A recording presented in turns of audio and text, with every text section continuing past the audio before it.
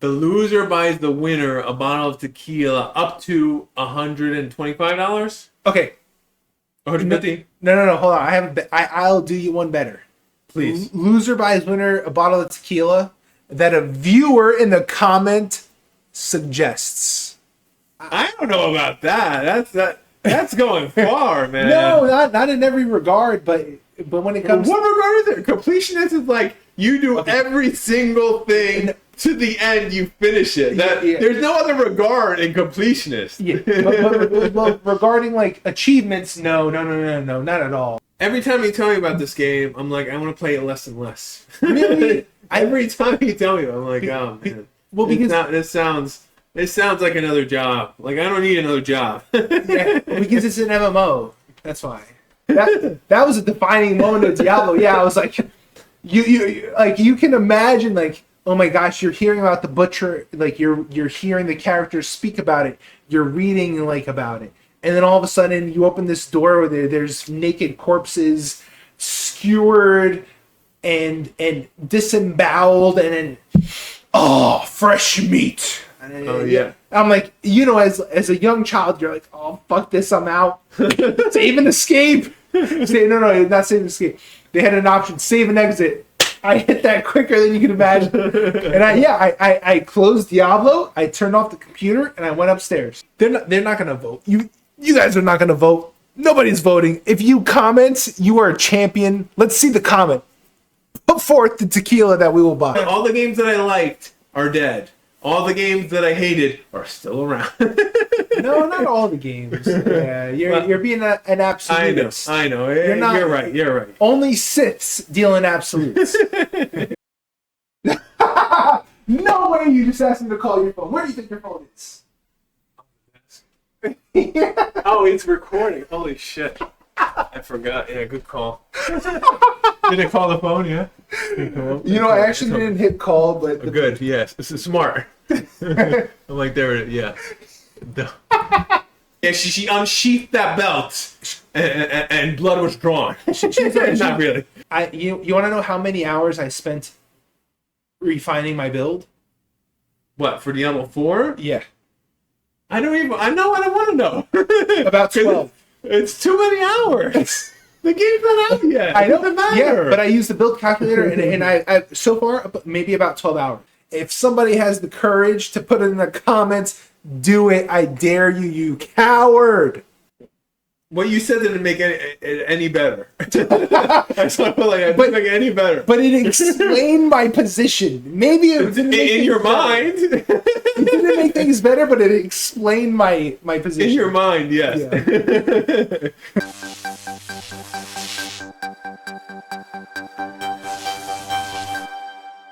Hello and welcome to the second podcast of the Tequila Bros. The What's Tequila going on, guys? Yeah, we already rebranded. We might rebrand again. Who knows? Yeah. But today we're drinking raspberry margaritas. So there's my brother's and here's mine. For the camera, look at it, Cam. Look at it. It's red. Cheers. Cheers. Cheers. This is a Terramana. We are not sponsored, but apparently The Rock. This is his tequila. It's okay. I don't mind it. Just okay. Just okay. Yeah. It's. I don't know. Nothing. Is it pricey? I don't know if it's pricey. It's not like Casamigos. Yeah. It's pricey, but it's all right. It's fine. Yeah. It does the job. Yeah. Yeah, normally when it's like you have a drink, you don't want to say, it's okay. You go for that. I don't know. You become a snob. The more you drink, the more of a snob you become. And any of the name brands, you just like, no. That's what people don't know. That's what they drink, I've underwent something similar with coffee, so I know exactly what you mean. Yeah, being a coffee snob. Yeah. Yeah, I used to be, absolutely. And you could just tell. I don't know, when you drink enough of it, you really can discern like different brands and whatnot, like different qualities. Yeah, well, apparently, change yourself. apparently there's like drying the beans and roasting process and all these different things, right? Like I don't know. I saw a video on a guy who's like a coffee snob, and he had he buys the beans, he grinds the beans, then he has to like put a little water, has to mix them up so there's no static electricity. Then he has specific ways to extract the coffee, and then eventually he's got like a cup that puts it at like the perfect temperature that he likes it at, and like it was crazy. Yeah. Oh yeah. I have a coworker. The job provides coffee, but he brings his own, and he has his own filters that he brought, and it takes him like 15 minutes to make his cup because it's a very particular way. Yeah, people enjoy things how they want to enjoy them. Yeah, yeah. I mean, when with anything, Oh yeah. right? Oh yeah. So you want to jump Yeah. into the topics? Yeah, I'll kick us off with first predecessor, which is a little less known, and later on Diablo 4. So, first things first, predecessor kicked off their second season this week with a newly released hero, Phase, who is a support hero, and she was very popular. But they also revealed their roadmap for season 2, which has a lot of stuff. And if you're into MOBAs and you haven't heard of predecessor, it's similar to Smite in that it's a third-person MOBA. There's high fidelity graphics, great gameplay, a growing community, and not only that, the game is just outstanding. The developers really care, they're passionate, and it shows. And some of the stuff that they revealed for this season is amazing. So they're creating a tutorial for new players, which is awesome. New players need that. They need that for sure. Yeah, yeah. So it's going to be the version 1 of the tutorial, and they're also taking care of the competitive older players by having competitive nights. So for 3 hours on Thursday every week, you'll be able to queue up with a team that 4 other players that you form a team with, and then there's going to be a leaderboard for those 3 hours. You're competing to climb at the top of the leaderboard, which is cool. It's a cool little event. They're also introducing ranked mode for solo and duos. So, yeah, I mean, that's kind of odd to me. yeah. Tell me about it, because I know, I think I know exactly why, and I'll explain why. But what do you think it's on? Because it's a 5v5 game, and the map is for 5v5. It's not for 2 versus 2. I mean, solo, I get it. MMR, whatever, however you play. Mm-hmm. But 5v5, I mean, 2. You rank for 2? Like, so what does that mean? Like, what if one's a jungler, one's a, support? Like, you guys have to be in the same lane, right, for it to matter. Yeah, I mean, you would hope that the people in the draft at that point they'll relinquish if they're trying to get a position and they see that you're there, they'll relinquish it. And there's no guarantee. Some of that stuff they'll probably improve on in time, like selecting positions. But the reason why they do that is because it's a smaller community. They're not out of early access yet. So since it's a small community, they want to prevent people from 5 stacking and just romping everyone else, because it's happened before with other games, and it's a big danger to a community, because if you're a player and it's in a fairly small community and you run into a 5 stack 2 or 3 times in a night and insta lose and get stomped, it feels bad, and it actually turns away people. Yeah, but I mean, the easy solution from a technical, I want to say engineering, but non-programmer side is just have 5 stacks versus 5 stacks. But then I guess you run into your wait times are like 20 minutes just to get a game. Yeah. Like it's hard to make that work. Yeah, and that's why the competitive nights is so clever, because that's exactly what that is. So you have a designated slot for 3 hours every week. You know when it's going to be, and you compete against other 5 stacks on a level footing. You can go on comms. You can have strategies prepared. And as somebody who has played competitive in there, that's definitely the best environment, because it's a whole different game when you have like 5 people on Discord server communicating against another 5. You have to like playing in just a normal game as it is now. It's very different. You cannot get away with like half the things that you do in like a solo queue match. But yeah, so they're taking care of older players and newer players alike. And also, probably one of the biggest things is the replay system. They introduced that first version of the replay system. It's a little janky, it's a little buggy, but it works, and it is going to revolutionize content creation for predecessor because all content was completely one-dimensional. You just have the view from the gameplay perspective, so that you could just use it as B-reel footage and talk over it, or you can commentate on the game itself. But now with this replay system, you can go into drone mode and fly all over the map. You could follow characters and simultaneously, like, you could switch between characters very quickly. And it's the game desperately needed that. Also because you can analyze your own games afterwards. So it's very important. Now we can have some kind of objective analysis with games, because we can take a replay ID, plug it in, and watch the replay and see what everyone's doing at every point in the game exactly. So you take the replay ID and then you download the replay and then you can watch it back. Is that how it works? Mm-mm.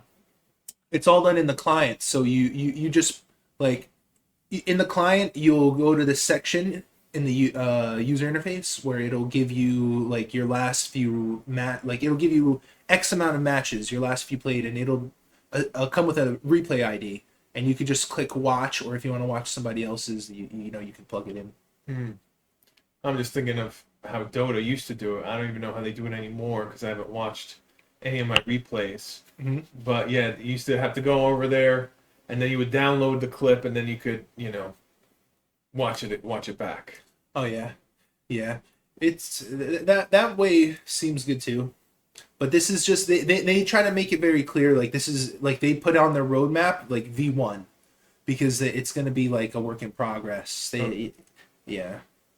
They also, just for those who are developers, they have a public API, just in case you want to create an add-on or a tool. Like, I have ideas too. I'm hoping to maybe talk with one of my developer friends, and maybe we could create like a Twitch overlay, because that would be really cool.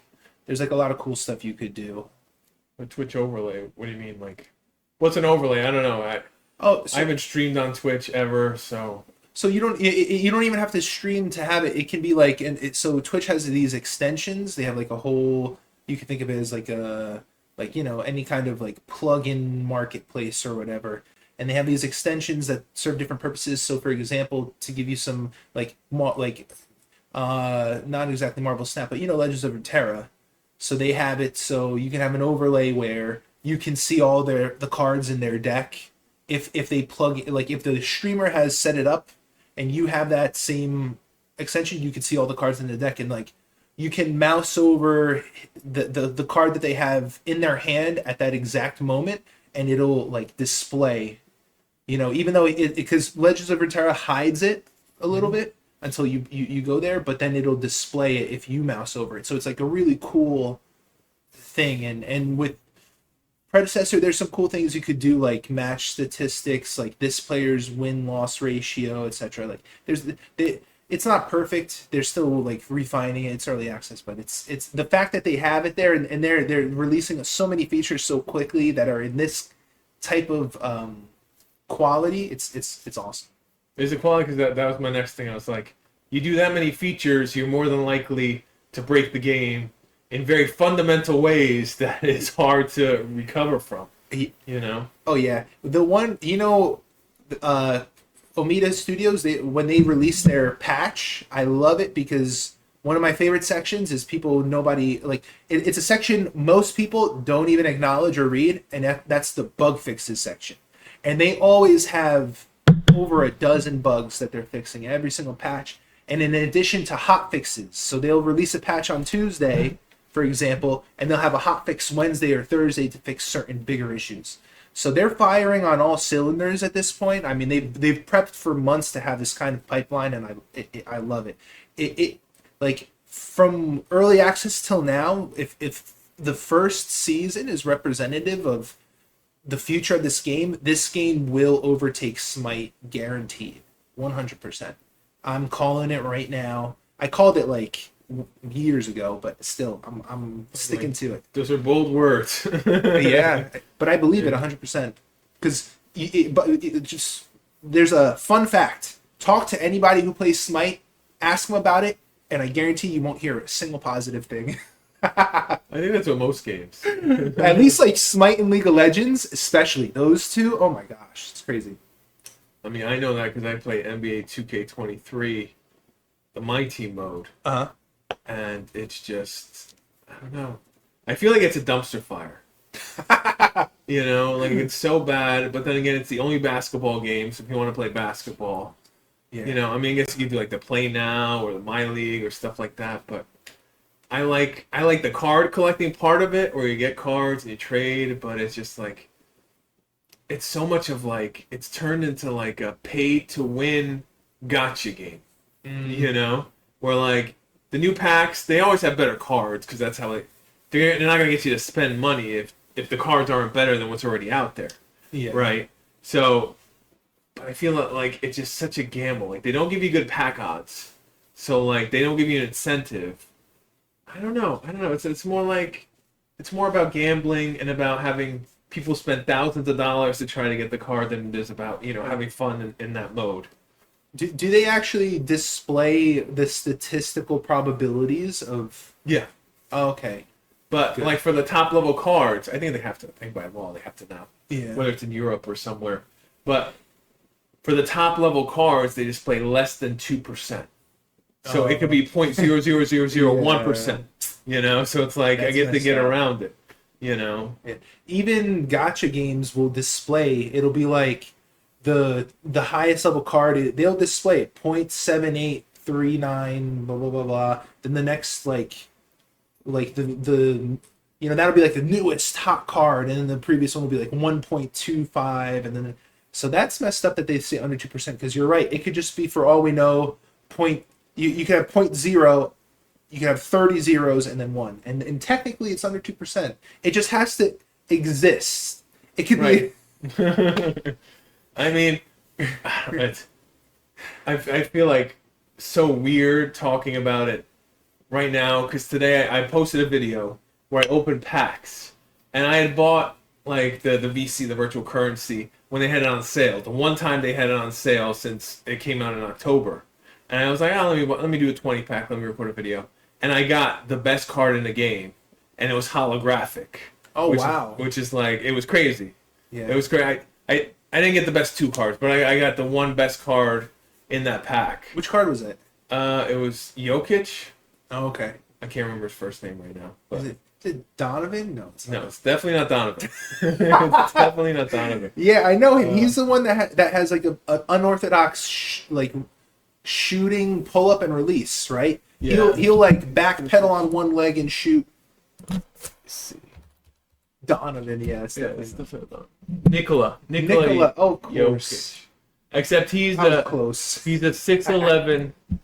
I think he's 6'11" or 7 foot point guard. He plays point guard. Yeah, that's wild. Yeah, the packs are out of position packs. So like they have one which is the troll card. It's Allen Iverson at power forward. And you know, he's not even 6 foot. So it's like he's complete garbage. I got 2 of him. I was expecting to get at least 5 or 6, but it wasn't that bad. Yeah. Do they have do they have like, well, they have older players. They have Muggsy Bogues. Do they have them? Yeah, they do. At center, please tell me center. No, not at center. That's too troll. No, for the $250,000 tournament that they had like a locker code that you could get 98 Muggsy Bogues. Mm-hmm. So everybody who put in the code or watched the game, they got it. Yeah. And then you could buy them for tokens, which are just useless. But yeah, yeah. I always liked him because his athleticism was really impressive. Yeah, but in a video game, you see him on a video game, he's like tiny, small. Yeah. He's like super small, and you're using a guy who's like 6'5", and it's like he's like his knee, like goes with his knee. That's how he was on the court, though. Yeah, but it's different on the court. It's a video game. Yeah, yeah, because it's true. But even the angles, even though they try to simulate the same angles, it's different real life and virtual reality. Yeah, I mean they have one guy Taco Fall who I have. He's 7'6", so he go up for a layup and he'll have like a contested layup and like the rim's here and his arms like above the rim throwing the ball down to lay it up. It's like it's crazy. It's a video game, you know. Like the animations are built into the players, Yeah, you know. So yeah, and it's like they gotta make him have some jump and hang time, even though maybe in real life he just like went on his toes and put it in. yeah, well, I mean, on these cards, they have a shoe system where you could alter max 5 stats. So if he has a jump of like 78, you could put like +4 on that. Oh, So it okay. gets him up to 82. So Oh, I see. So you can kind of customize, like, so your card of him could be a little bit different than someone else's. yeah, exactly. Oh, I like that. That's a good. Yeah, until you don't have the shoe boost, and you need to buy them on the auction house, and it gets into a huge. It gets very.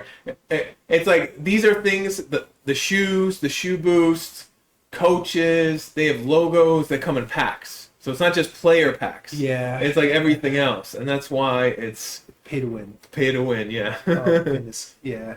That's why I stay clearly away. I mean, it seems like similar to gotcha games, and the gotcha games are the same. They're pay to win. Yeah, but you had to pay $70 to play this game.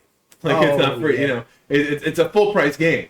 Yeah. That is especially greedy. Absolutely.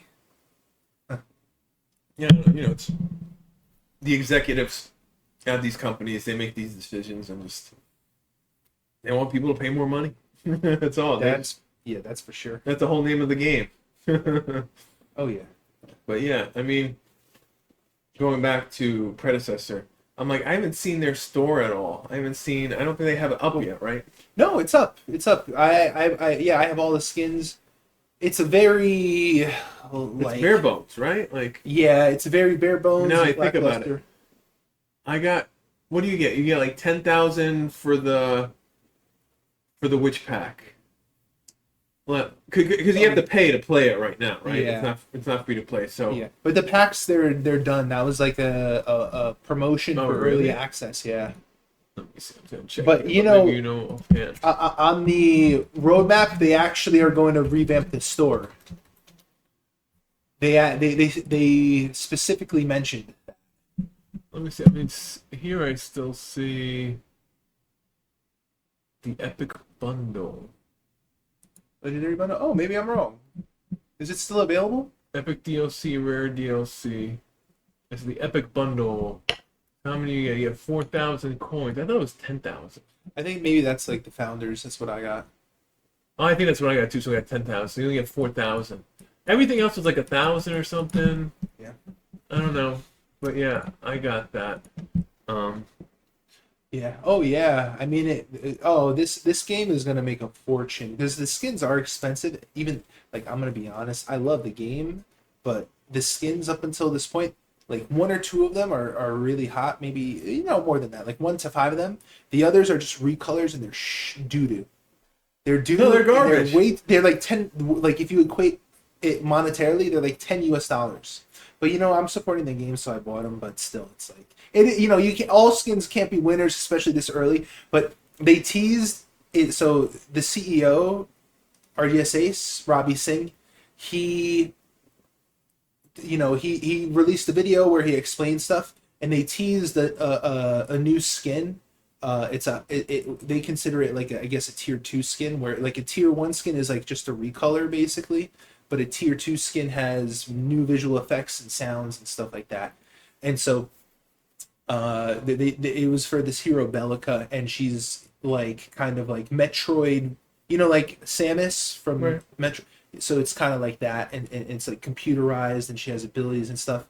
And there was this. I mean the potential for skins. Eventually, this game is going to reach a level where you're going to have like $50 skins, $40 skins, something like that. Because the original Paragon, they had up to tier 5.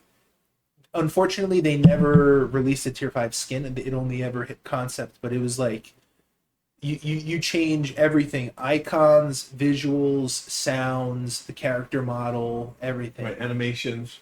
And when you see a game like Predecessor with that high visual fidelity, it's extremely costly to make and expensive. So the fact that they're going down this road, I can't wait to see where it ends. Yeah, but I mean, I don't know. Maybe it's just our conversation, but I feel like it's too much right now because there aren't enough heroes for the game to be, I don't say competitive, but just like balanced in any way. I feel. I don't know. Well, I know. So just to bring everybody up to speed, my brother played against Kira when she was recently released, and the Kira went like 27 or whatever, something like 27 and Yeah, 27-2.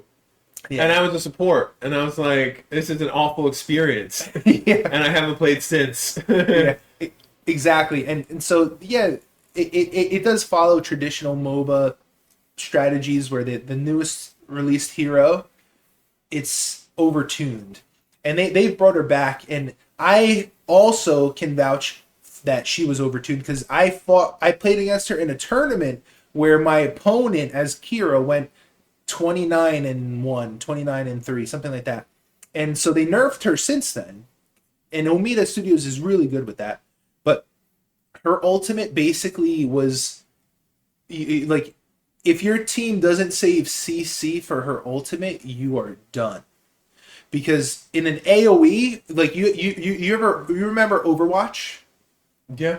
I think his name is Reaper. He's like the Right. So his ultimate, where he's just doing damage to everybody around him, Kira's ultimate functions in the same way, and you can stun her out of it. She can ult, and if on a competitive team, they would just instantly stun her, boom, and she's gonna get blown up. But if your team isn't that organized, which yours wasn't, and mine wasn't, they had her proc lifesteal off of that ultimate. So it could be 5v1, and if she's in an enemy minion wave and she procs the ultimate, she gets 100% lifesteal off of every single enemy minion. So if you have even 2 waves there, you see her health bar go like this, boom, instantly full. And that's what happened in my competitive match, and then they actually nerfed it afterwards. But it was broken, and it probably happened in your match, but you didn't even realize it was happening because you're a newer player. Yeah, there's so much going on. I'm just like, what button do I press to do, the bomb or the grenade? What? I'm like, I don't even know. It is a lot. It's a lot, Yeah. I mean, I come from Dota 2, and they just did a patch, and they changed the map and changed like a lot of stuff. I played it yesterday, but they have like 110 heroes, so it's a lot different. But it's top-down perspective. It's in a 2-dimensional plane, so it's different than 3 dimensions. People jumping over stuff and like having abilities that utilize that 3rd dimension. Oh yeah. Well, you know what's funny? The fact that you said Dota 2, most people be like, Dota 2? It's Dota. What are you talking about? That's how old we are. I mean, the game's called Dota 2. It has nothing to do with age. No, it's not. It's called Dota, but it is Dota 2. It is. Is it called Dota? It's called Dota. It's called Dota. Yes, it is. No, I go here. It says Dota 2. Oh, okay. Dota 2, yeah. I'm blind. the big 2. I know Valve doesn't do 3. They won't do Dota 3. They only stay on 2. So yeah. Yeah. There's gonna be no more Dotas. Yeah. Just like no more Half-Life. One day, maybe Gabe Newell will have some kind of intervention in his life. He'll be in his 60s and he'll think, you know what? Isn't he in his 60s already? He might be. I'm like, okay, how there's young no this hope for guy is? Half-Life 3. No, there's no hope. Let me see. Gabe Newell. Gabe Newell is one of the most brilliant businessmen and entrepreneurs of our time. Seriously. 60 years old. 60. Now. Okay, This year. he might still have that intervention. It's so the beginning of the 60s. I don't know. You know what happened with Gabe Newell? Fun fact. So he went to Harvard and he was learning computer science there. And I think after his first semester, he just quit and created Steam. He was like, he was so ahead of the game. He was like, these guys are retards. I'm gonna do my own thing. And he creates the most, like, if you look at his business in terms of like income per year per employee, Steam has one of the highest in America. So it's only like something like 200 to 300 employees, and they have some of the highest salaries. If people want to create a business that is successful, they should try to model what he did, because he is brilliant. Like, he was, because think about it, like, just, you know, you hear about EA and they're just like, that you could read stories online where you have a brilliant, like, QA tester or developer who's identified so many bugs, but the management is like, nah, we're shipping it without the bugs, and it's just because they don't want to expend the extra effort. With the bugs. I'm sorry, yeah, with the bugs. They don't want to expend the extra effort to actually resolve it, even though it's fairly simple and easy. But it's just because generally in AAA, if the community doesn't give pushback, it's not going to get fixed. I agree. But I mean, for Gabe Newell, I think, I mean, it's such a, I don't want to say unique, but it's such a different case than just a game developer, because Valve was a game developer. Yeah. And then with the release of Half-Life, they made this storefront and everything, right? Yeah. Which, this online service, which people complained about at the time, because they had to sign up for it in order to, and now people, like, I don't want to get games on the Epic Store. I don't want to get games on EA or you know, even good old games. Yeah. You know, I want to get it on Steam because I have Steam achievements. I have this, I have that. Oh yeah. You know, so he was there. He was ahead of the curve there, and he also does a lot of things with, I guess, what is it called, crowdsourcing. So he had, so you know, he has programs in place where developers could put up games. You can make a game and put it up there tomorrow as long as you go through the approval process and everything, but you can get your game put up there. And then how it does, you know, depends on the game and, you know, people finding it or whatever. Oh yeah. But, you know, it's more open, you know. That's why Steam, they push Linux, because Linux is open source. It's not a closed system kind of like Microsoft is, or like, you know, Apple, where they control everything. Linux is open. You could put APIs, you can put other things, you know. So he's ahead of the curve on those facets, I'll say. Oh yeah. I mean, but just look at his average income per employee. Steam is one of the best in America and the world. And what, to achieve that, good luck. Nobody's like it, to touch that. I mean, think about it. If you're running a company and he's paying those people because they are extremely talented, hardworking, they're doing their job really well, and they love the money that they're getting for doing what they're doing. Like, what other greater combination can you achieve? It's like, you know, in business, because I went to like college recently, and you don't learn anything about business that's like applicable or and I don't want to get on a tangent. Let's get back to predecessor. I'll just finish it with this. We're talking about Gabe Newell, not predecessor, but okay. Yeah, I know. but with Gabe Newell, so in my I had a marketing class where they're talking how green companies are so good, and you want to market as green, and there's actually no tangible research to prove it. You know, it was just I looked up sources from the textbook that brought me to dead links. And it's a like, now I'm not going to speak about private universities, but it was a public university. And I'm like, if I am a student following your textbook and it's a dead link, like, I'm at the end of the chain and I'm the one encountering this. Do you think somebody who actually creates the textbook and puts in the links and everything checks this? No. And so it's in our time, it's unreal that we, like, Gabe Newell, who's still around, people should be picking his brain, because he, not only was he ahead of the curve, he was light years ahead of the curve. He was so ahead of the curve, he set himself up for life when he quit Harvard and did his own thing. Well, yeah. I mean, you know, he bet on himself, and, you know, it paid off. What other better bet can you make? Well, I can't think of one. I mean, if I had to bet on anything in my life, I think I would bet on my life. You know, it just makes sense because it's like it's all dependent on me and nothing else, right? So it's Right. up to me to make it happen. So Yeah, but he utilizes other people oh as yeah, well, of course. which is like,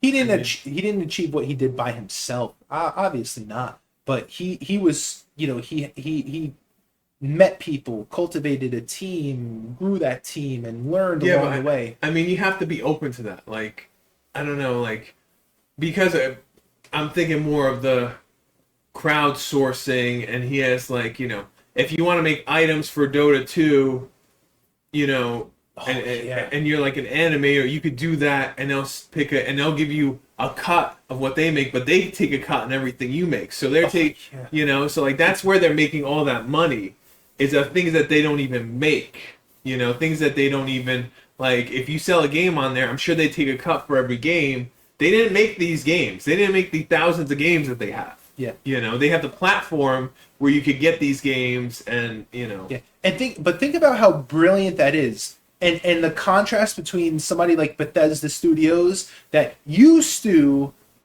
allow modders and other people who were obsessed with their games to create content for it. And then they just tried to basically on the one hand you have Gabe Newell who created that marketplace that incentivized creators, and then Bethesda Studios that wanted all the profit in business and just stomped on creators with their boot on their throats. And you could see, I mean, you could see the difference. Yeah, I mean, but that's it always goes back to the executives. Oh my gosh, shit rolls downhill. And like a snowball. yeah, like a snowball, and it comes up from up high. You have executives who just care about the bottom dollar because they're going to be gone in a year or two. They're going to get their bonuses and be gone, and the product's going to be much worse for it. Oh, yeah. You know what I'm saying? But I guess you're right. He looked at it. He had a forward mindset and be like, oh, I could utilize other people's, blood, sweat, and tears, and I'm just the middleman. I'm going to make so much more money by allowing them to express themselves and try to sell their product than by being like, no, you don't have to do it this way and that way. I mean, obviously they have the rules, but you know what I'm saying. Yeah. Oh yeah. But I mean, he reached. I mean, he is no. He is. He reached a place like much quicker than 99% of people in that. Oh, there's potential for a marketplace here with this stuff. But even since then, he's made great decisions. Like you've had, for example, political organizations put pressure on Steam, and Steam is just like, we don't want to get involved, and that's smart. They just sell video games. What do you want them to do? Change the world? Yeah, I mean, yeah. Clean up all the plastics from the ocean? Come on, they're a video game selling platform. What do you expect? So all throughout, he like business schools should be studying people like him, and it's full of other stuff. And you know what? I'm so happy that Gabe and Steam stole Dota from Blizzard. They didn't Like, steal it. oh It's my not a gosh! steal. No. I won't say that. But hold on, hear me out.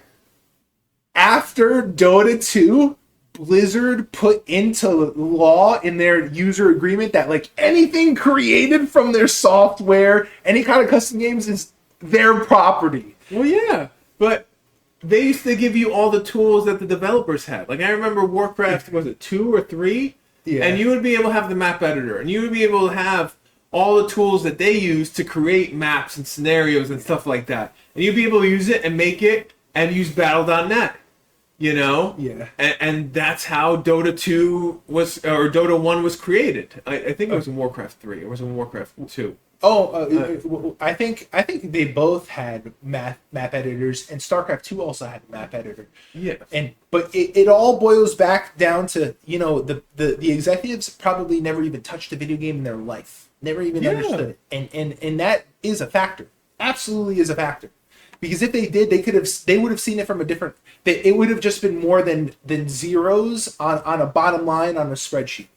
I can guarantee you that. Yeah, but I mean, a lot of executives, I don't know.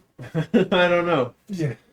They're in the business to make money. They're not in the business to make good games. Yeah. You know, and the world we live in is much different than it was back then. You know, like we look back on that because we're getting older, and you know, we've watched this industry develop and evolve over the years, but Yeah.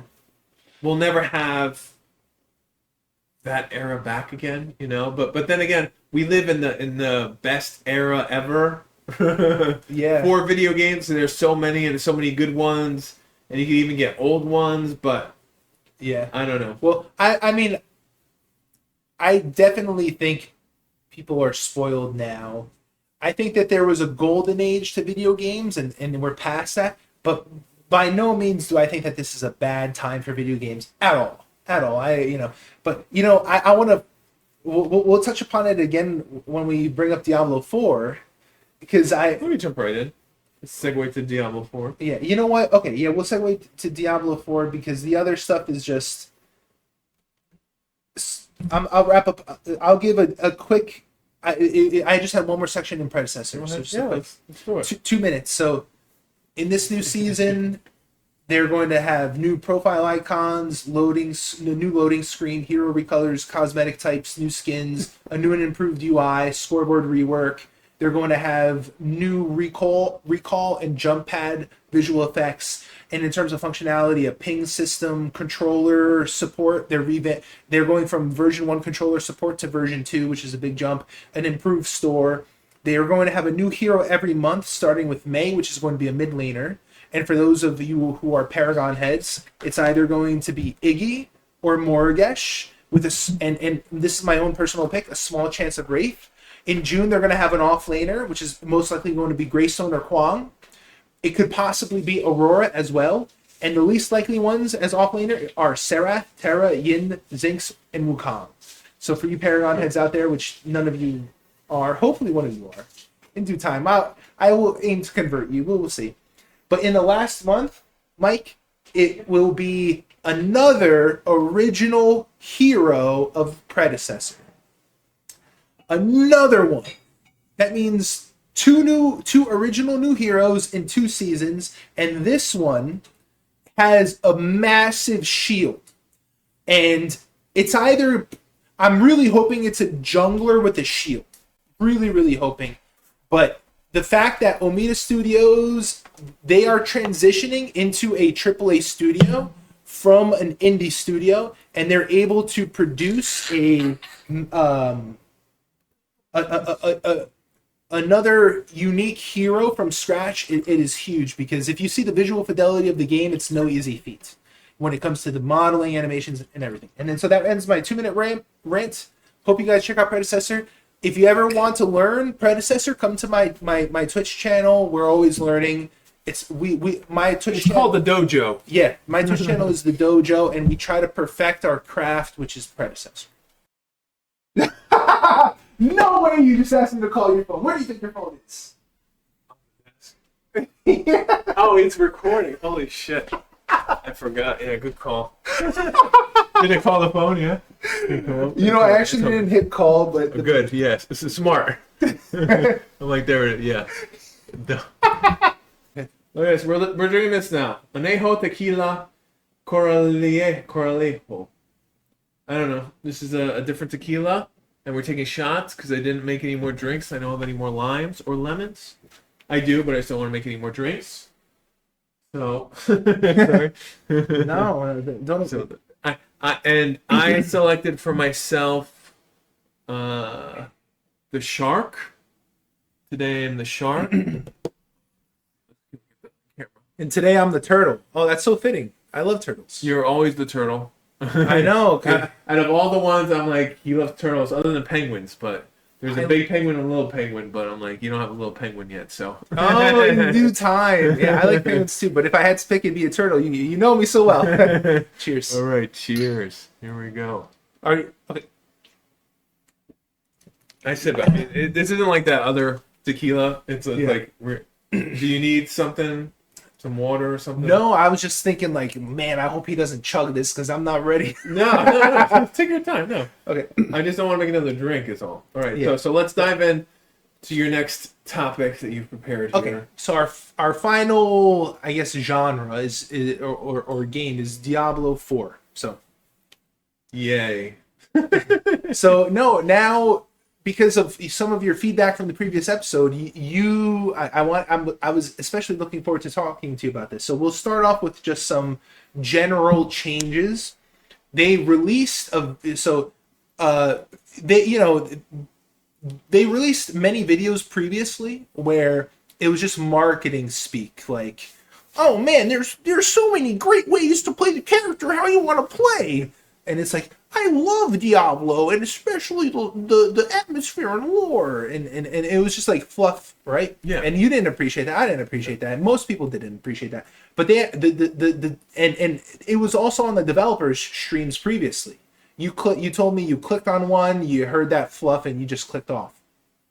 They released one, I think, yesterday, where they actually go into mechanics. They actually go into the nitty gritty, the bread and butter, meat and potatoes of it. And I recommend you check it out, even though I'm going to tell you about it right now. Okay. So just to start off, they started off with world tiers and capstone dungeons. So there's total of 4 world tiers. And the third one is Nightmare. The first one is like for beginner newbies who just really want the cinematic story experience. Nothing wrong with that. If you want to enjoy the story, you play the first world tier. If you want to like really get into Diablo and the mechanics, you start on the second tier because you also get an XP boost and a gold boost. But at the end of Could I just interrupt you? yeah, If you pay money, do you get an XP boost? not yet. Well, yeah, the game's not released yet, but okay, Yeah. go ahead. Yeah, Sorry. yeah, not yet. But there's just like this isn't a topic, but they have something called, I think, elixirs, where you collect plants throughout the world and you get a buff from elixirs, which give an XP boost. So you always want to make sure you have the plants necessary to create the elixir when you're playing, because you want to maximize your time investment.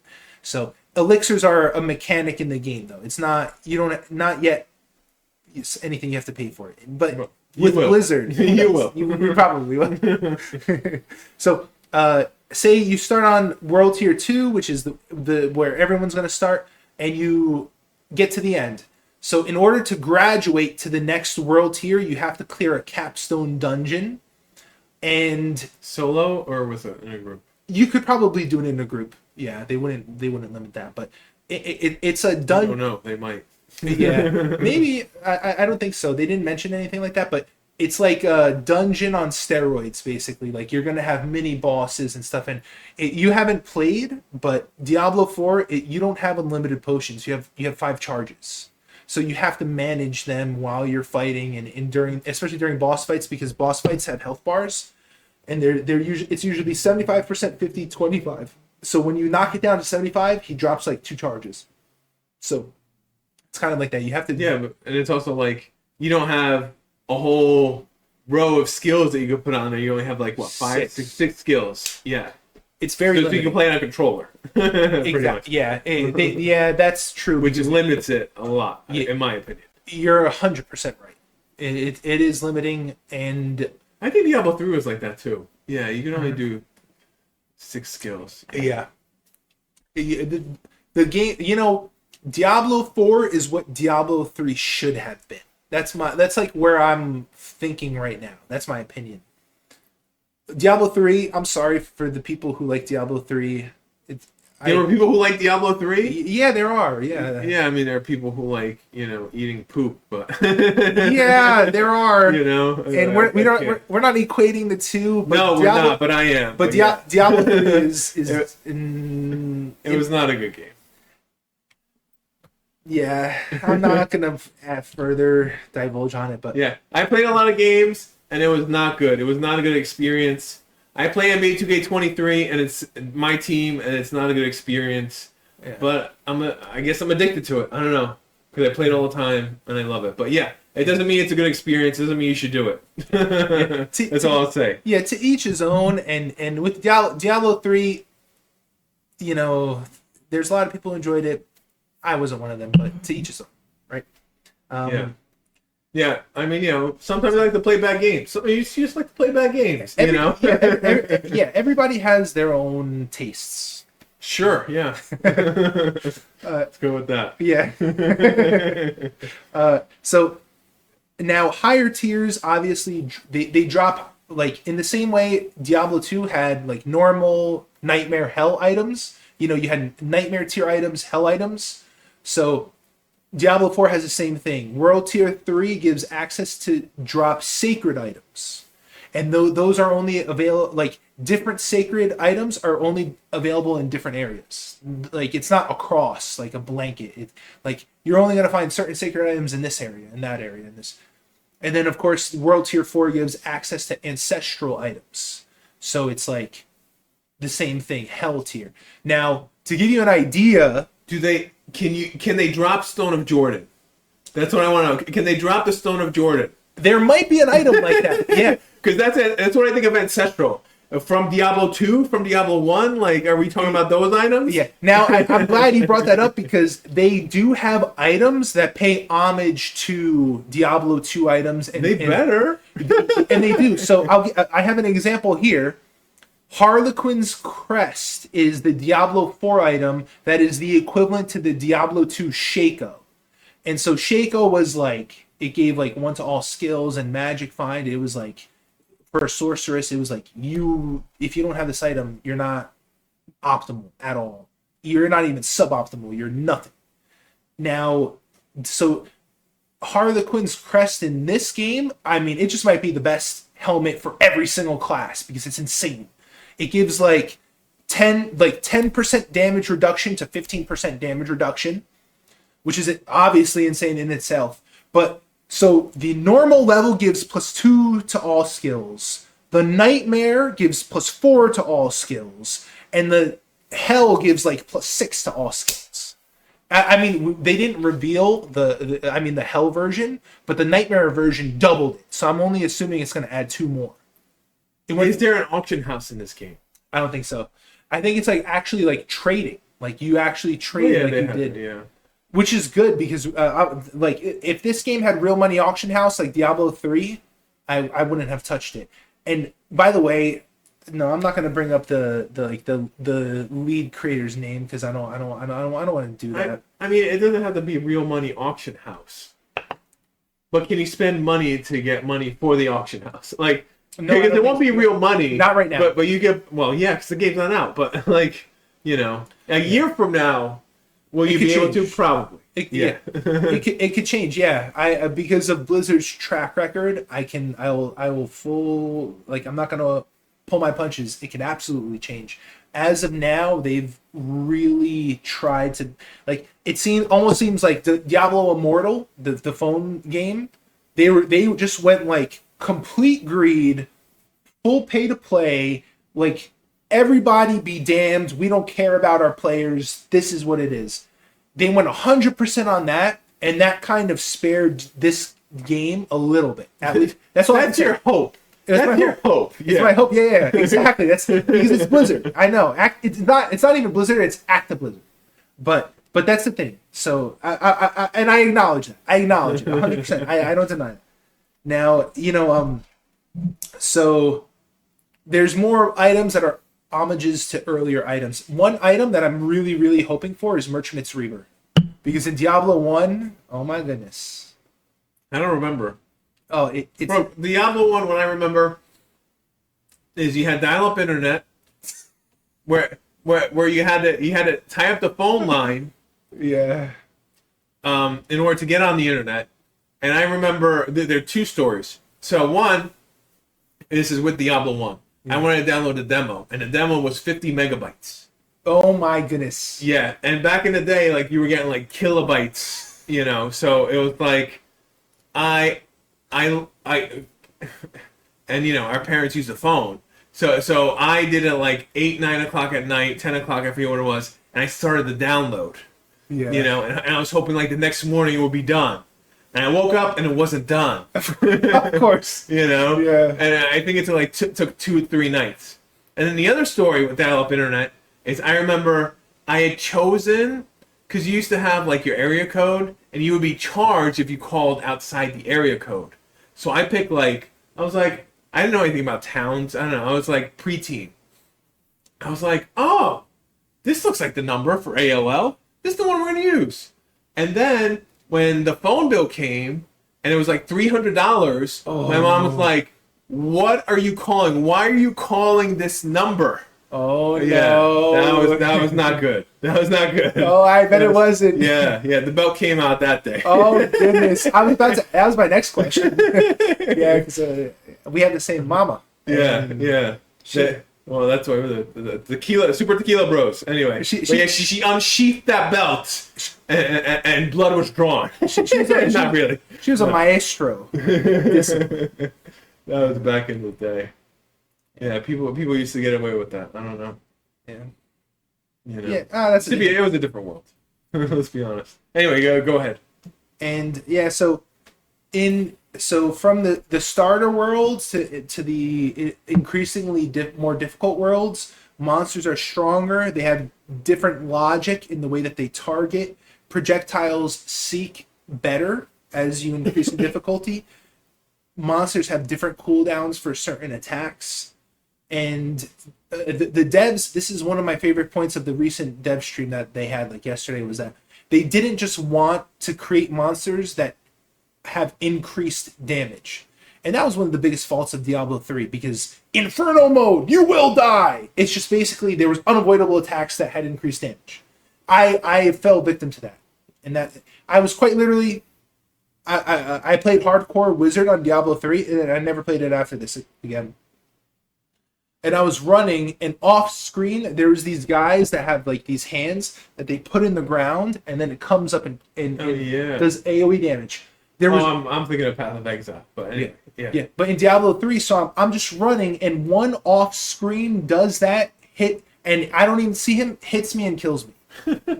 And I was like level 40, and I'm like, I'm never playing this game again. Because it was like, maybe if I had a widescreen, and that was a bug that they fixed, but a widescreen TV, maybe I would have saw him, but I didn't. So you're giving them an excuse. Well, no, not Diablo 3, but in this game, there was in the beta they had players that had widescreen. So if the boss was like on one side of your screen, you could cast spells and hit the boss off of your widescreen.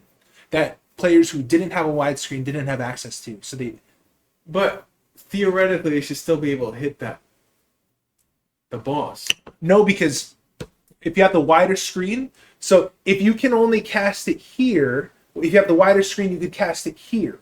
So then you can. Oh, because you can move your mouse further. Exactly, so they didn't account for that, and they fixed that. That's one of the fixes that they made. Okay. So now to go into like the actual gameplay, Helltide areas / systems. So periodically, an area becomes Helltide area, where it's only active for a set amount of time. I think it's like maybe like an hour or 2 hours, something like that, where you have different like mini bosses appearing, and there's special crafting material that spawns as a result. And when you kill monsters, you get a special currency called cinders.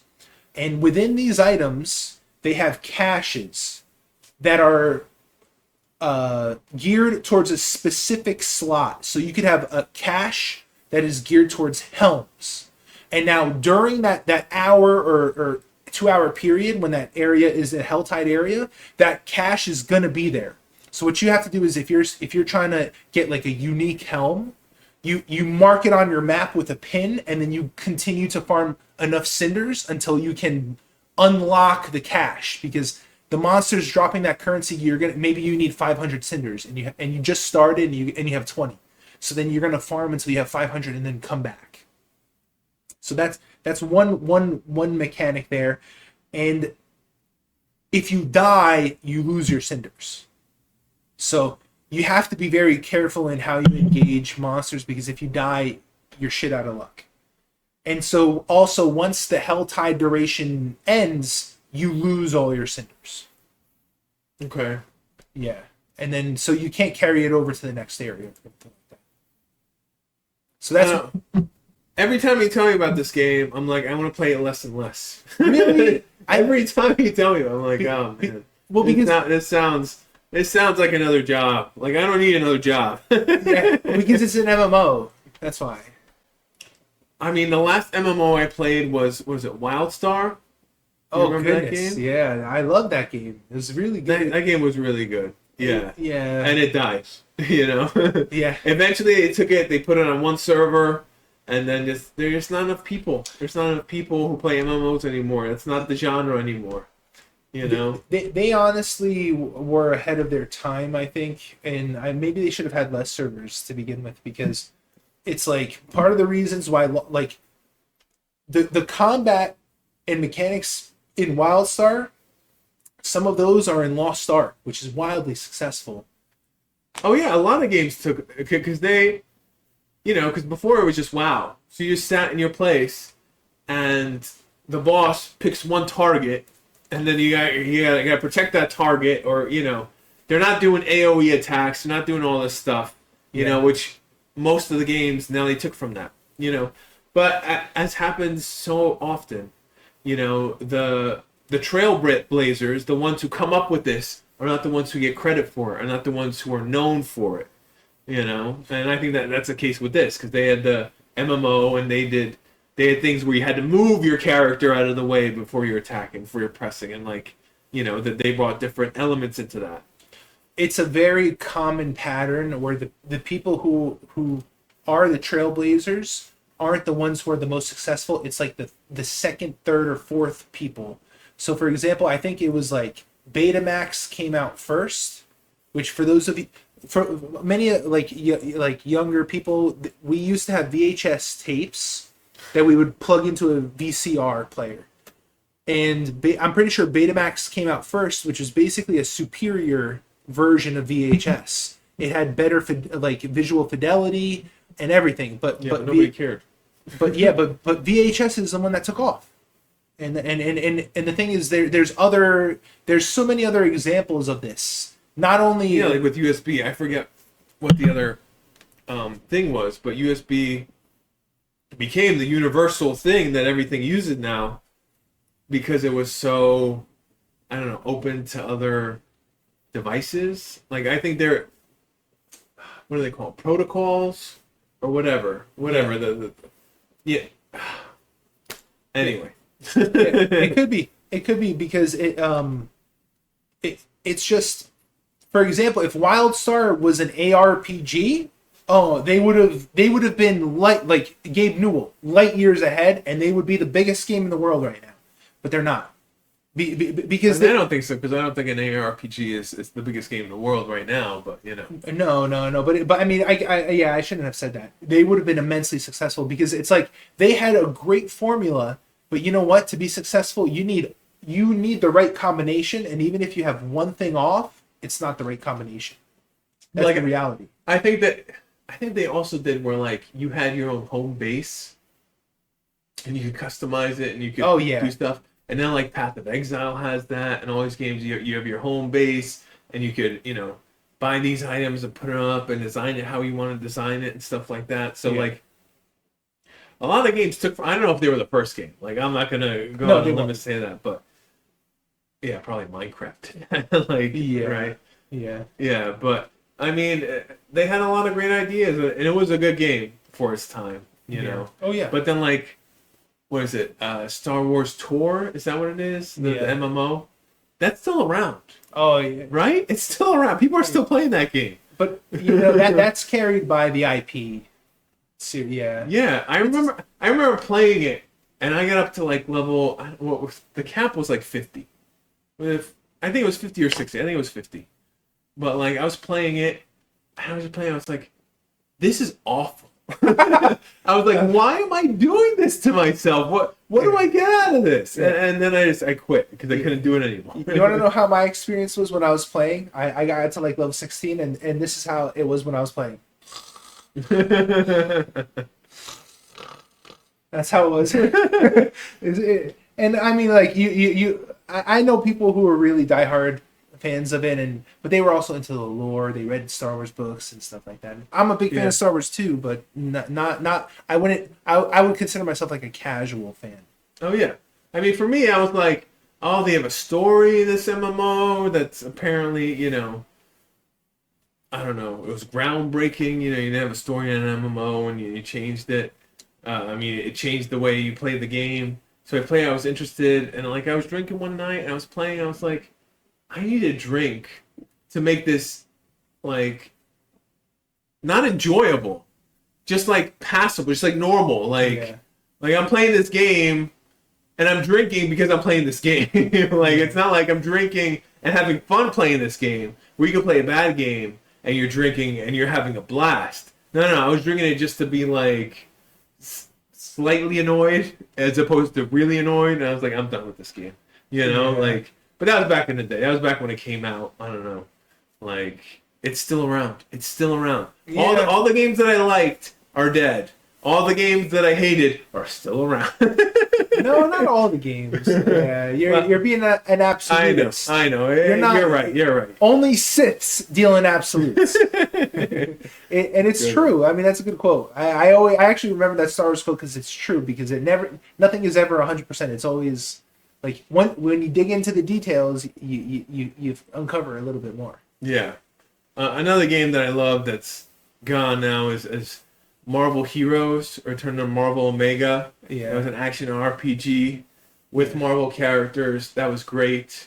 I played it all the time, and at a certain point, it's like the progression kind of stopped because you hit 60, and there was like nothing, other than doing raids and stuff. It was like, I don't want to do that. I'm a solo player, so you get another character up to 60. It was fun, but I guess they lost the IP. They lost the license. And what was the other one? There was one, Hellgate London. You remember that game? Oh yeah. And they had like a remake or something. I liked that game. I thought it wasn't a good game, but there was something about it that I liked. Yeah. I liked playing the game. I liked that grind. That was kind of like, maybe it was the atmosphere, maybe it was story, but that one died real quick too. You know what? I actually watched a YouTube video about a year ago about Hellgate London. Like look it up because there are some great YouTube videos out there about it. Yeah.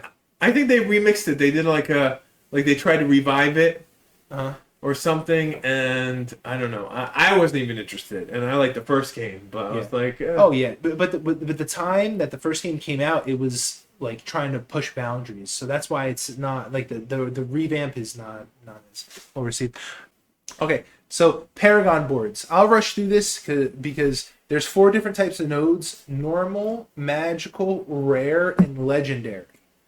And now those are nodes that you find on the Paragon board. Now the Paragon board is what you unlock once you reach level 50, and then after that, there's 50 Paragon levels, and it's so you can think of it as like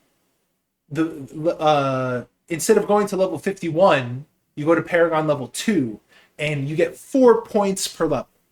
So in it's your like skill tree? Not in your skill tree, in the Paragon board. Okay. Yeah. Once you reach level 50, you don't get any more skill points. You're done. Okay. Yeah. Now, so you can think of it as a board where each point you can move 1 step. And a lot of them are like +5 intelligence, stuff like that. But they have magic, rare, and legendary nodes, which you're going to try to plan your build around. So, and obviously, magic they're a little bit more valuable than normal, which is like +5 dexterity. Legendary is even more powerful than magic, and legendary actually has like it's not build defining, but it can be. But legendary is not the most powerful node. It's actually the glyph nodes, and I'll tell you how that all relates because in Path of Exile when you have like a point in the map where you put like a socketed gem and it has a radius and it affects stuff. I don't know if they have that anymore, but yeah, I remember that. That's what it is basically. And these glyphs are arguably the most powerful part of the Paragon board, because not only do they have like powerful effects, they affect everything around them, and not only that, in the world you have dungeons, and you can come across these sigils to upgrade the dungeons into nightmare dungeons or hell dungeons. And then those dungeons at the end allow you to upgrade glyphs that you put into the Paragon board. So that's the incentive. You want to farm these dungeons so you create the most powerful glyphs for your Paragon board. And I have an example here. So an example of a glyph is you deal 10% increased damage after casting a defensive skill. And the passive effect is grants 50% bonus to all rare nodes within range. And the one that they showcased had like 3 rare nodes. So there is some kind of depth there. And what I would say is like Path of Exile is overwhelming to a lot of people because there's just so much depth to it. Diablo 4, it's not an ARPG like Path of Exile. It's a mixture.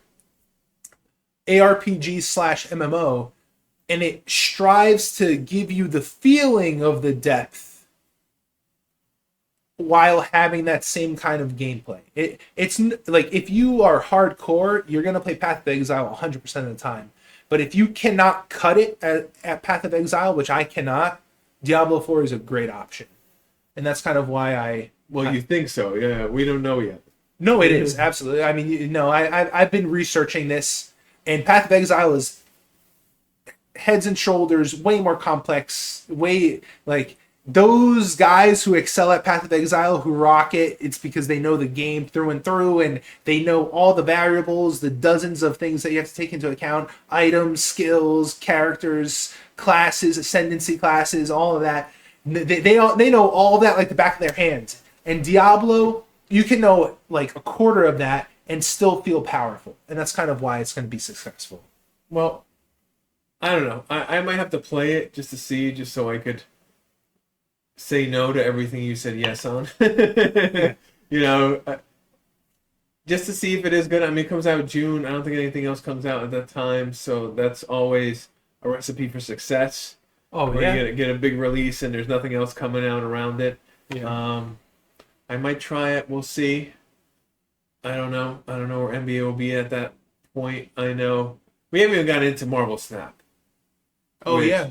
To me is like that's the good game I play, other than like Dota 2, and the bad game I play is NBA. Yeah.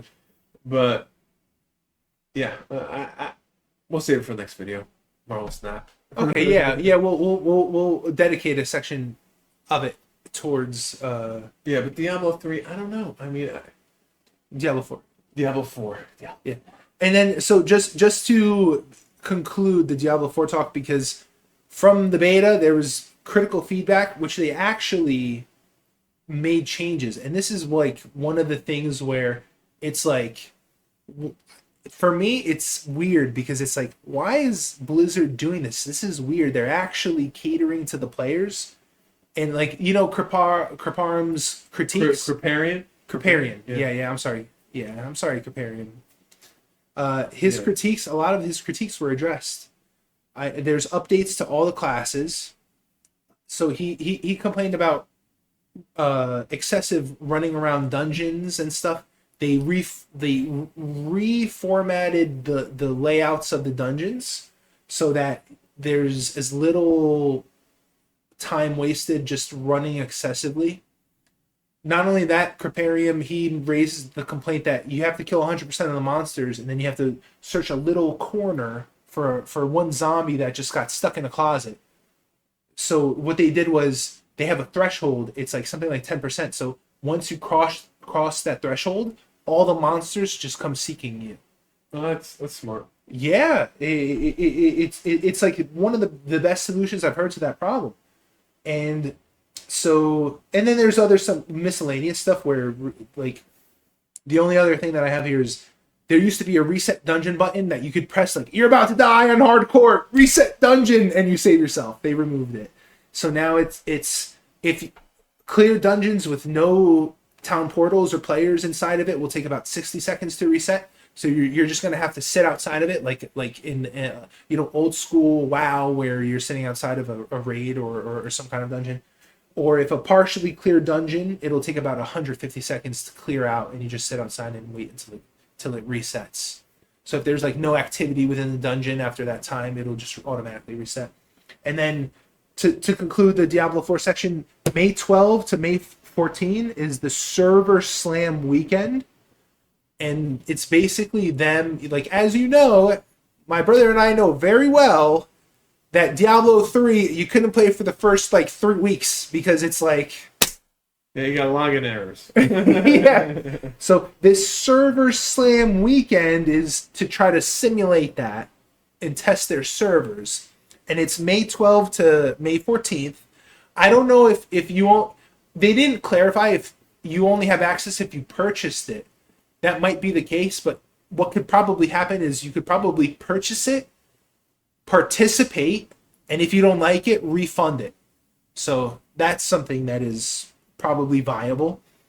And one also key thing to note is they used to have rewards for participating in the open beta and closed beta.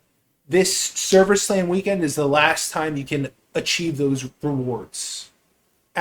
Once it passes, that's it. And it's like, it's something like a pet, a title, and I think one other thing.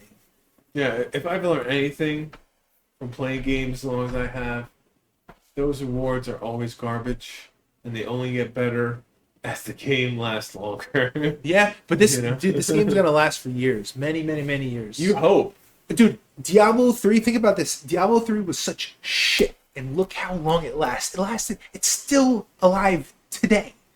Still alive today. They like their last like unique season was this like past season, and they're just gonna recycle seasons now because Diablo 4 is coming out.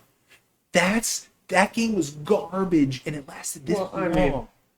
So you can imagine this game. Then you look at like Diablo 2, and you're like, that game still holds up to this day. Oh my goodness, I played it recently. Yeah, I'm in hell right now as a druid, summoner druid, which I was stupid. I should have, like, I didn't know the certain classes excel in the hardest difficulty, and the same thing is going to be for Diablo 4.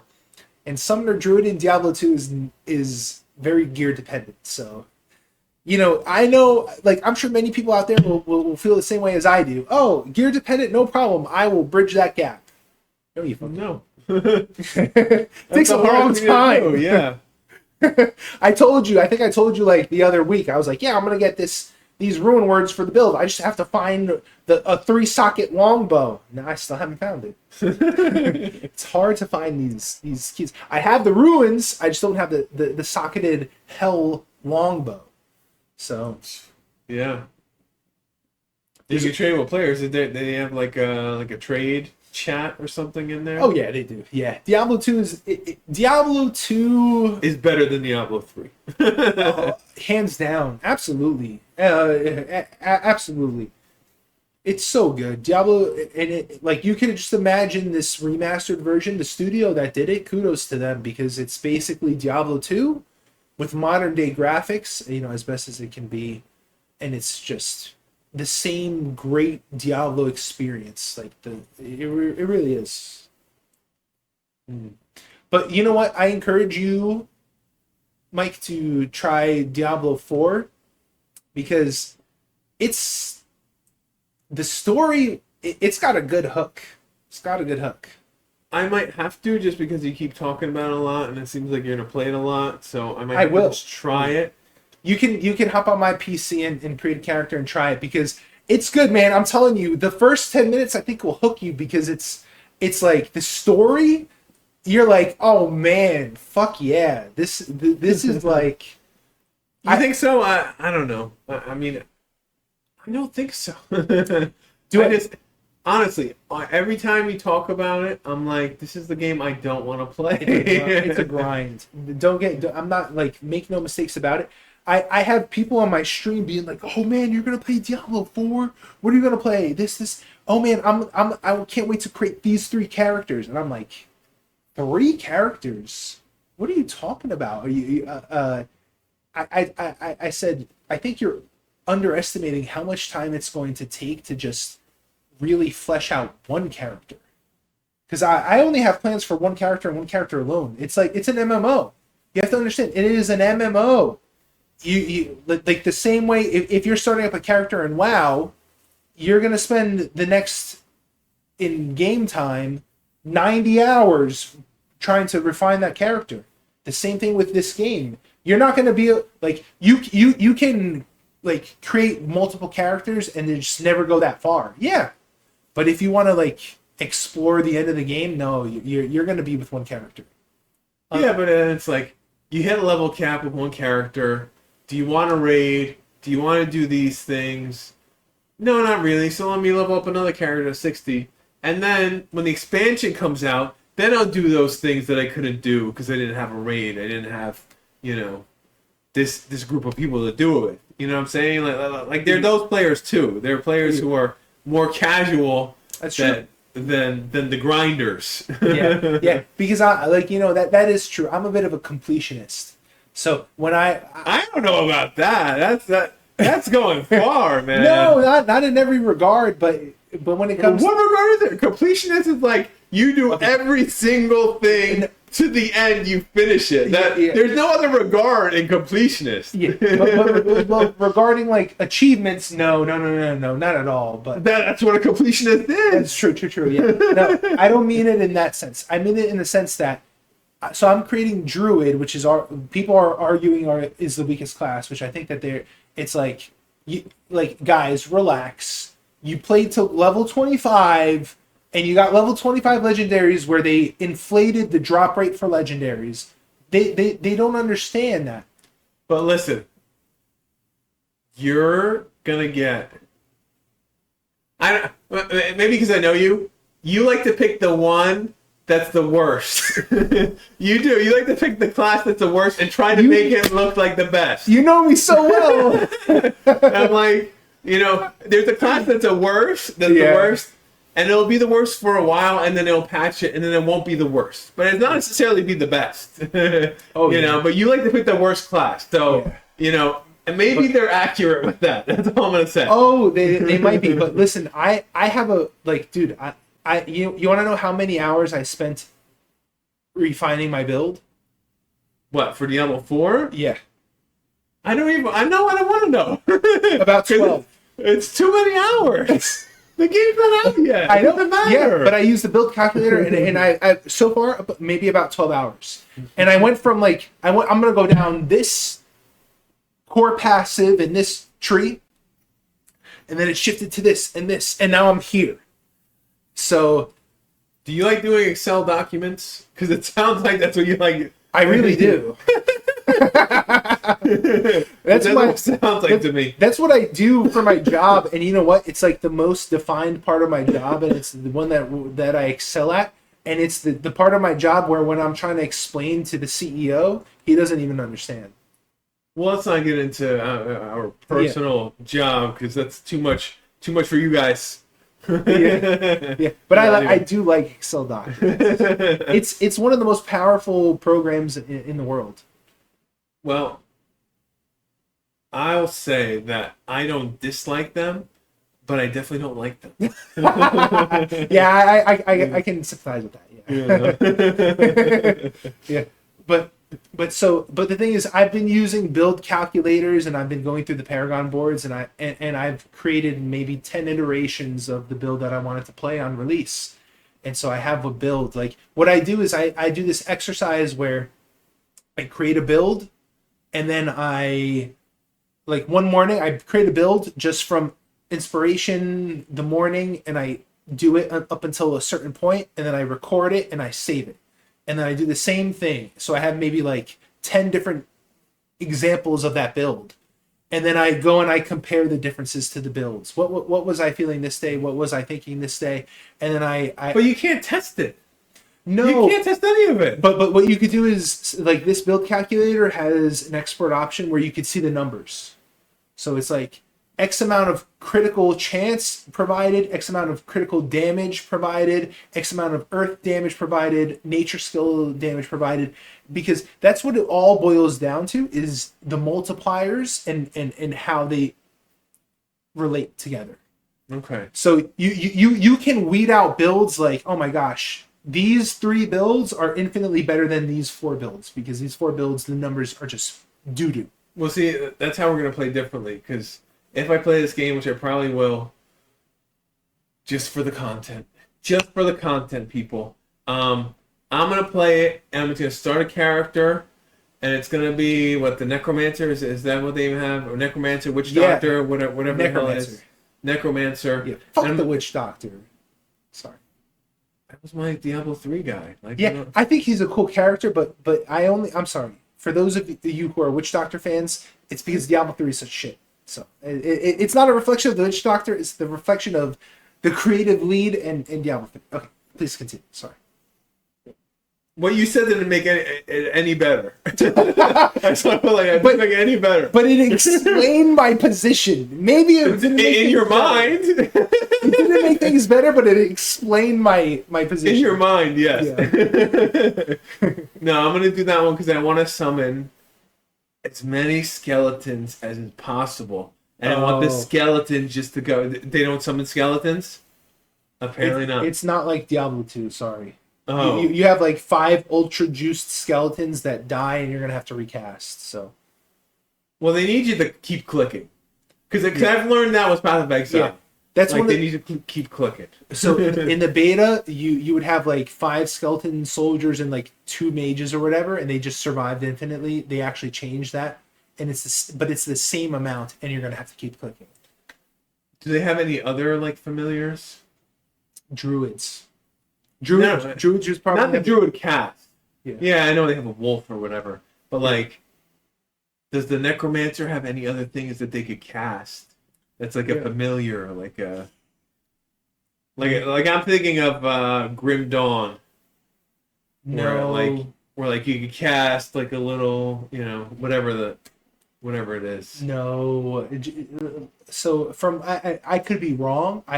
Because necromancers I have not explored at all, but it just seemed like they have like the Book of the Dead, like so each class has its own unique system.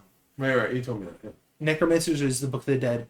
So you have like skeletal warriors and mages that you can modify from the Book of the Dead.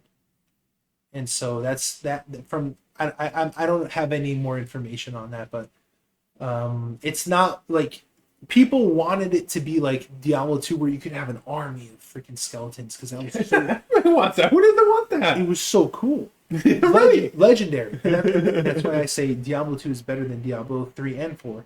But I don't think it's in Diablo 4. You're gonna have like maybe like 8 to 10 skeletons that are your.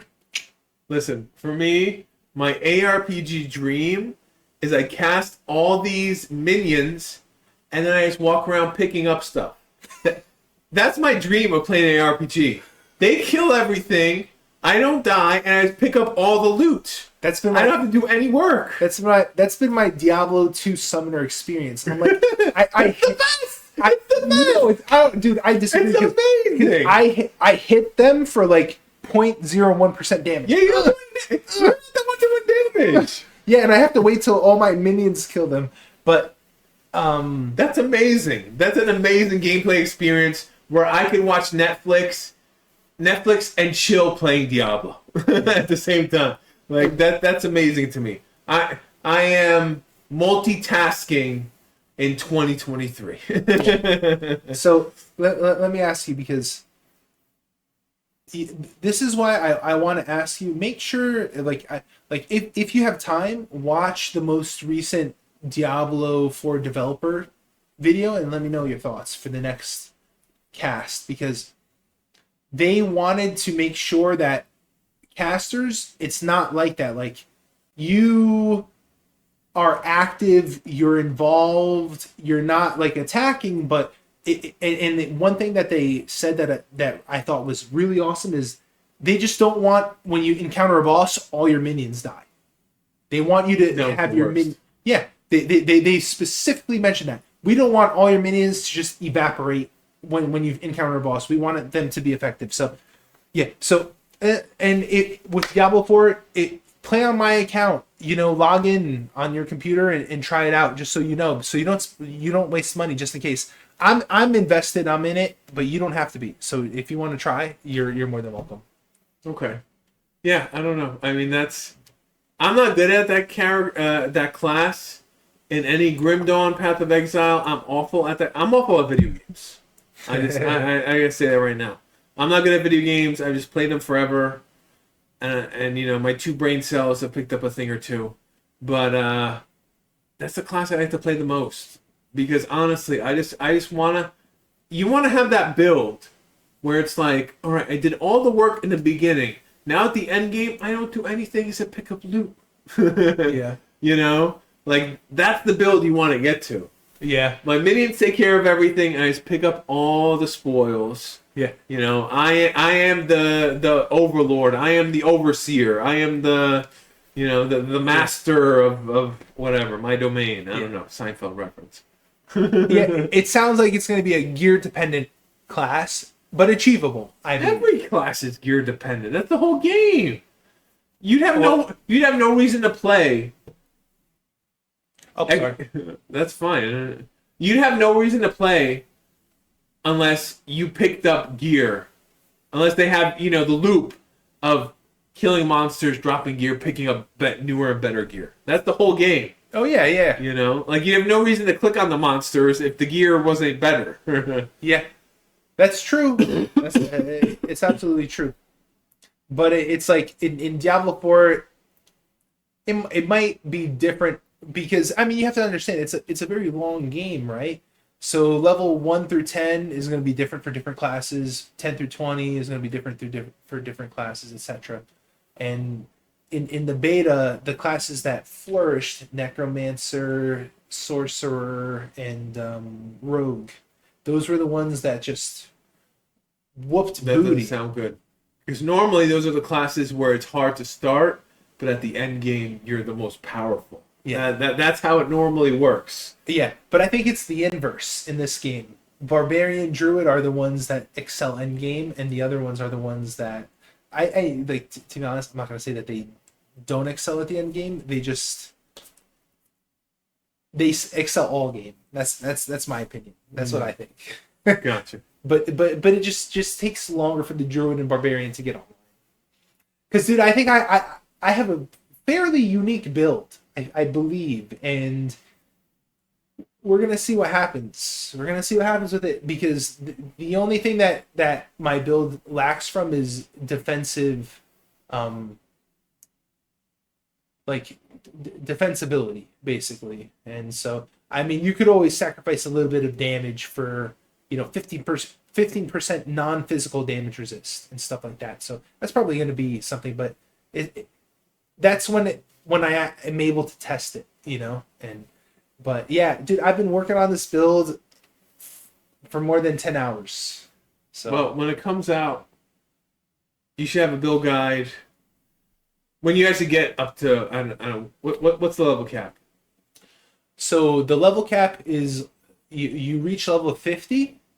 There's level 10 Renown and Paragon level 50. So it's 50, 50, 10. You can think of it like that. That makes no sense to me. Wait, go ahead. So you reach level 50. Yeah, and then you start on the. Those are all your skill points. And then you start the XP grind of what? What's the next? Paragon. So you have to reach 50 Paragon levels. Yeah, you get so it's 100 levels total. Hold on. So we'll just. We went over this before, but we'll just conclude with this again. May 12th to May 14th is the Diablo 4 server slam, where they're encouraging people to. That's such an awful name, server slam. Yeah, that's like, I don't know, which marketing person straight out of college got your marketing degree? Why did you think that was a good idea? Yeah, these are gamers, Like, I understand that's what's going to happen. But that's what's going to happen on day one. That's not going to happen now. Because people don't care. People want to pay for the game, and that's when they're going to log in that first day. That's when you're going to be slammed, and you're never going to be slammed like that ever again. Because Oh yeah. 20% of the people are going to play for a few hours and never play it again, or a week and never play it again, and you're never going to have those numbers again unless it's amazing and you get word of mouth and word through the internet, and then you might have better numbers. But Yeah. you're not going to get those numbers right now. Because listen, I might buy the game, but I might not participate in a server slam because I'm like, if the game's still not done, I can't pay for it. It's still not done. And there are a lot of people who play games who think that way. Yeah. Oh yeah. When the game actually comes out, it's going to be on a whole nother level. This is just like a precautionary action that they're trying to take to prepare for that, and it's not going to be the same as June 1st, but I really hope it's not another Diablo 3 scenario, and I'm appreciative that they're doing this because I don't think that they did this for Diablo 3. No, I don't remember that. I don't remember them doing many open betas or closed betas, but then again, I wasn't involved in that. Yeah. I was one of those people who was excited for a new Diablo and bought the game and then couldn't play it for weeks. It wasn't weeks. It was like the next day. They had to fix for most people, but you had to wait in a queue. You had to wait in a queue to log in to a game that you were going to play single player. And that's an awful experience. Oh, absolutely, yeah. And these days, you have a lot more options than you did when Diablo 3 came out. Yeah. So we're going to see. I mean, they should handle it, because I don't think they're going to get as many people as they did for Diablo 3 for Diablo 4, honestly. Because Diablo 2, it was a masterpiece. Yeah. And they had so many people who just wanted the next Diablo, and they were still playing Diablo 2. They were like, oh, this is the next game. And then they were disappointed. Yeah. And those people are not coming back to Diablo 4. No, I do. I think you're wrong there. And I think it's because, like... Yeah, okay, so they might come back, but they're not going to come back that first day. They're going to wait. Yeah, maybe, but I also just think that I think it's this. They're drawing from a pool of people and casual players that maybe weren't even so invested in the Diablo 2, Diablo 3 transition.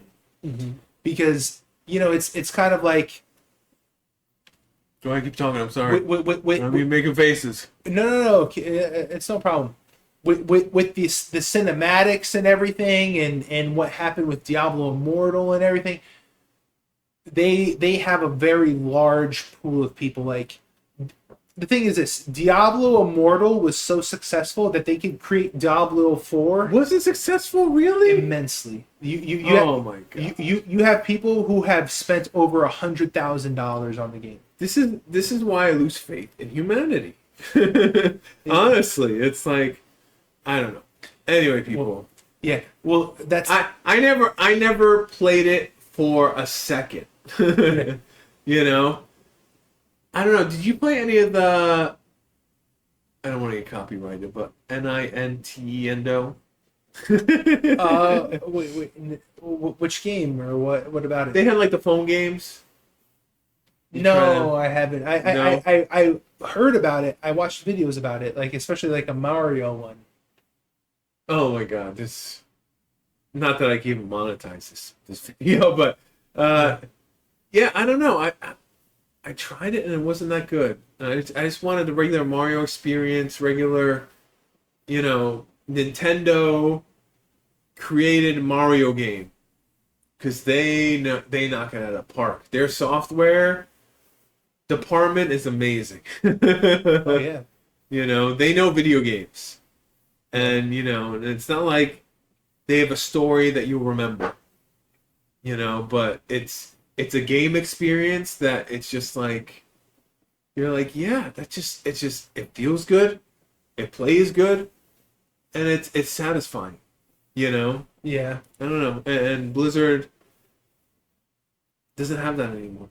not that I'll say they ever did, but they had a different experience for the game. Where they had like you got to explore this product, this game, and you discover so many new things that you didn't think games were capable of.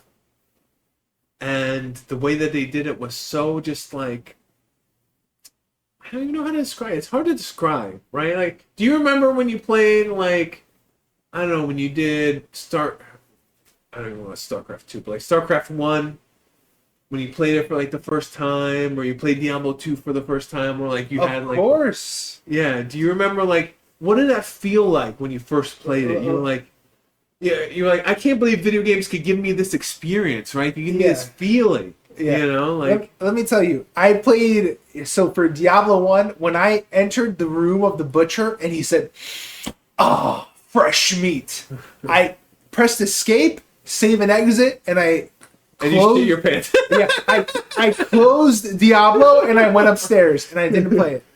And you were scared? You're that scared? I was that fucking scared. Yeah, absolutely. Oh man, that's crazy. Yeah, I was terrified, man.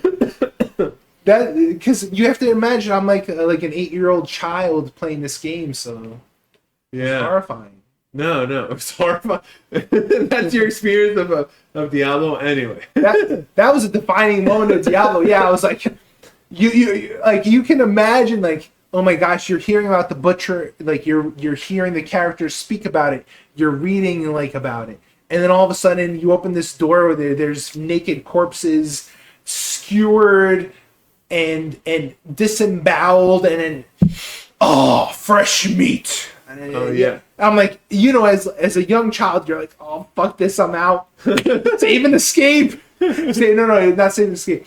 They had an option, save and exit. I hit that quicker than you can imagine. And I closed Diablo, I turned off the computer, and I went upstairs. That's what yeah. I can't imagine it as an 8-year-old, because it wasn't out when I was an 8-year-old. Yeah. But yeah. Wow. Yeah, that's definitely an experience you'll never forget. Yeah, exactly. But the game itself, it was a great game. It's a lot of great memories. Yeah, well, I'm sure we'll cover it when it comes out, and all the pitfalls it'll have, which hopefully doesn't have any, or it might have a lot. We'll see. We'll see what kind of hype it gets and how big it gets. I don't see it being that big. I don't see it being as big as Diablo 3 was. No, you're wrong. I'm telling you right now, like 100% you're wrong. It's gonna be bigger than Diablo 3. I'm telling you. You know what? Honestly, I have no point of reference to be able to dispute that, because I live a pretty solitary life. Mm-hmm. But as far as my interest in it is concerned, I have 0.001% interest in it. Yeah. Oh yeah, and that's only that high because you're interested in it. Oh yeah, and that's good that we have the contrast. Yeah. So when I play it, I could be like, "You're wrong." No, No, it'll be good. It'll be good content. I'm telling you, like when I'm gonna tell you right now, May 12 to May 14, I am going to try my best to unlock those rewards. And any excessive time after that, try it out and let me know what you think. Yeah, I'm gonna say it right now. Well, I'm gonna point at the camera. Mm-hmm. We will come back to this. All right. Let's make a bet, because we gotta make it mean something. Let's do it. May 12th to May 14th. Server slam. Server Come slam. on and jam if you want to slam. All right, you're dating yourself with the Space Jam references, but that would I be love an amazing soundtrack. MJ better than LeBron Space Jam. Let's be real here. That's a conversation for another day. Yeah. Yeah, I'm not gonna go into that. I'm like I talk about NBA 2K all the time, and that's never a conversation that comes up. So the loser will buy the winner a bottle of tequila of their choosing Okay. Let's say that. Or paisanos. Yeah, but I feel like the viewers won't really get that. It's Italian food.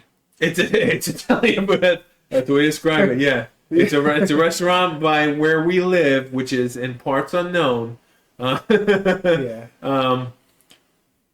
Yeah, you can just look it up on Google and you know exactly in what area we live. Anyway, I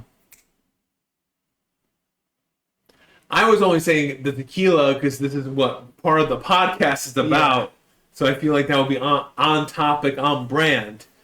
But if you want to go on a dinner, that's fine. I'm okay with that. Yeah, because I mean, tequila, it could range from like $20 to $400.